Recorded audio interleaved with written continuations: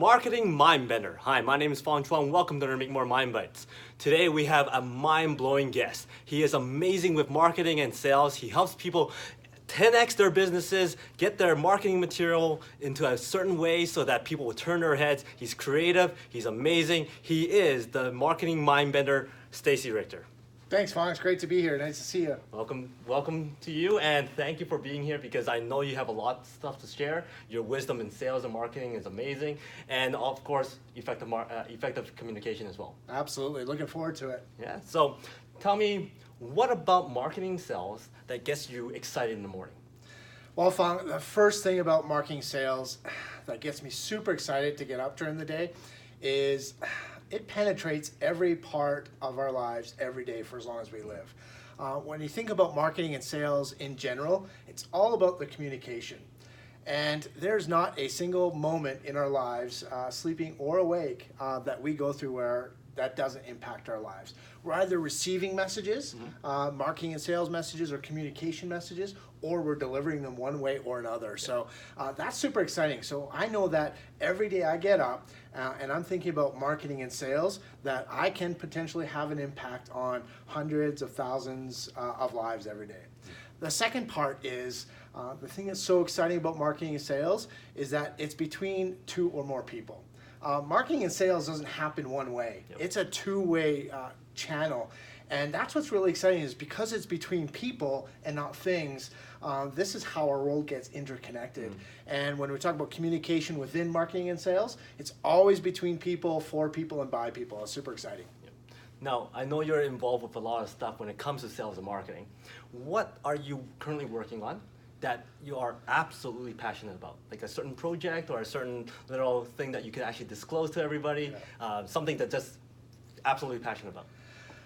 Man, I have so many. I don't even know which one to choose. But the main thing on my plate right now is actually a marketing platform. It's the #1 marketing platform to help small businesses market themselves locally to local clients. And it's called, strangely enough, the Marketing Mindbender platform. And this is a platform where any marketing strategy, tool, or channel goes through one source, and that's my team. You can imagine having a team of 100 plus marketers for less than the cost of one salary to help you build your business. That's what I'm super excited about right now because the level of impact that we can have and how simple we make it. So this platform that you have right now, who exactly are you gearing towards? What type of people, what kind of group of clientele are you targeting and would benefit from this platform specifically? Great question. So any business that's looking to market their products or services to local clients. So you can think of tradespeople, for example, plumbers and electricians, drywallers, construction companies. They're probably going to be the biggest benefactor of the Marketing Mindbender platform, but it doesn't stop there. We can talk to realtors, real estate investors like yourself, mortgage brokers, and other financial professionals are great users of the Marketing Mindbender platform. And then, of course, other types of services, right? You've got hair salons and spas and massage therapists. So anybody whose products and services are tailored to a local clientele, that's where they're going to get the most benefit out of the Marketing Mindbender platform. Okay, so look out for the Marketing Mindbender platform because it's an exciting new product and project that he's working on. It's probably going to be amazing, right? Absolutely. Now, you work with a lot of different people. You're in sales, marketing. You have a lot of different projects. You do lots of connections with other people, networking, and all that great stuff. Would you say that you've always been a great communicator? And if not, what was that period of time or a story that you go, you know what, I need to work on this? And what was your first step? You know what, Fong? The truth is, I don't ever feel like I'm an effective communicator. It's one of those things where you can always improve because you're always trying to reach different people for different reasons. And every time I'm up speaking on a stage, or I'm doing a pitch in a boardroom, or I'm doing interviews on camera, I'm always thinking there's a different and more improved way of doing things. But I'll tell you the first impetus I have when I learned I really needed to improve my communication skills, it was in my first year of university, actually. You know, I came out of high school and, you know, took a couple years off, but I went back to university as a well, we'll call it quote unquote mature adult in my early 20s. But it was an essay I had to write a position paper for. I won't talk about the subject because, to make the story short, it was god awful. I wrote this essay, it was handwritten, there were spelling and grammar mistakes in it, and the grade was terrible. And when I reread the paper after I got it back, I just realized how bad the communication was. You know, we're sit there to make an argument for a particular position, and it was god awful. And as tough as it was to go through at the time, that was the kick in the pants that I needed to know that going forward, I need to make sure that no matter what I do, it's always well prepared, well practiced, and thoughtfully crafted in a way that can be persuasive and at least understandable to whoever's reading or receiving that communication. Okay. So as you are improving on that communication, and in marketing sales, there's also the print, the copy, the written way of communicating as well. Is there a story where you could share where you go, I got it. Look, this is the results, and that's because of that effective communication? Yeah, absolutely. And it was actually in public relations, believe it or not. I mean, that's a heavily print and written style of communication. And I was working with my very, very first consulting clients after we had started our brand new agency. And we had pitched a particular PR strategy to them. So one, there was that communication and engagement we had to have with them to sell them on the strategy for one. And this was a very wealthy, astute businessman. He'd owned several successful businesses, and we were pitching a PR strategy for him to get more visibility in his company. Well, as it turns out, we were successful in persuading him to go with our strategy, but then that was only the first step. The second step was we had to convince all the other media outlets to actually feature the story, right? Yeah. So we not only had to sell the message to the owner and his business, but we also had to sell it to all the other media outlets. Well, the end of that story is a good one because we ended up getting that particular client over $500,000 in ad equivalency for the retainer he paid us through PR and media. This included cover pages on trade magazines, 10-page full-color features in a lot of different magazines across Canada and the United States. So when you think about what is the benefit of effective communication, well, this is one example in business where the effective communication from us to the business owner and then, of course, from us to the media resulted in a tremendous amount of coverage that he never could have afforded without it. Now, in business, we all know that it's a numbers game.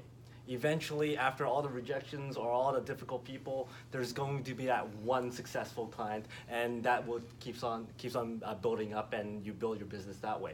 So with all those difficult people that you may or may not have dealt with, how did you use effective communication to work with the more challenging clients or the more challenging deals where you have to really connect with them in another way? That's always tough because you never know till it's too late, so to speak, right? You never know that you could have done differently what you did that day to communicate more effectively. So it's what we've learned from those situations that we bring forward. And it always comes down to one point, and I always remind myself every time we go to write a piece, do a video, get a graphic, write an advertisement, or even speaking to my friends or my family members. I mean, communication is a 360-degree channel. And it's this one thing. And if you took anything from anything I've ever done, it'd be this one thing.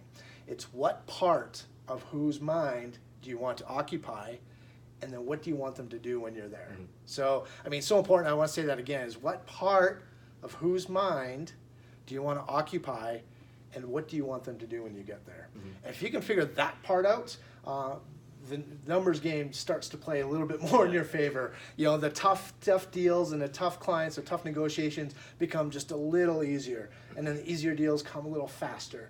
And everything just improves, a couple of degrees. Mm-hmm. Now, I know you go up on stage and you share your great wisdom. And you also go to different investors and talk to clients and potentially put deals together.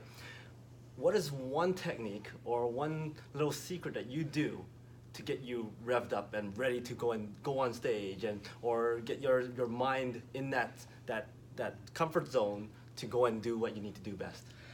You know what, Fong? I don't think it's a secret. It really isn't, and it happens long before that moment, before you jump on stage or get in front of that investor in a proposal, and it all comes down to preparation.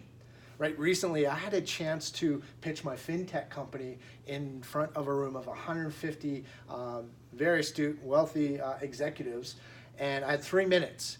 And I actually started preparing that 3-minute pitch 3 weeks before the event, and spent probably close to 40 hours on a 3-minute pitch. Yep. So when I was about to take that stage, the one thing that went through my mind was, great, reminding myself, what part of whose mind do I want to occupy? But it was all the preparation leading up to that point. If you got into that moment of decision and you're about to take the stage or about to take the boardroom table and you need some sort of amp up, you probably didn't prepare enough. And that's what it comes down to, is that moment.